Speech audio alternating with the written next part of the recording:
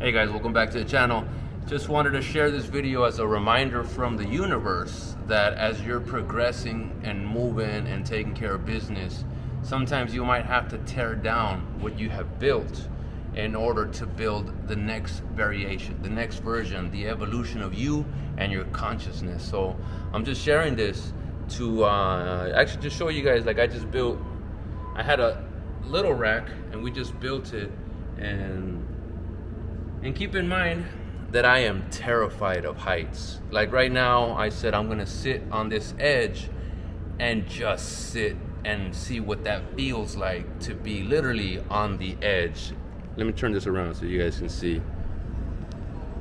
I'm on the roof line at my dad's shop, and we just built this rack, and that's the mess that I gotta start stacking up. But once I clean up all that mess, all that floor space is gonna be back.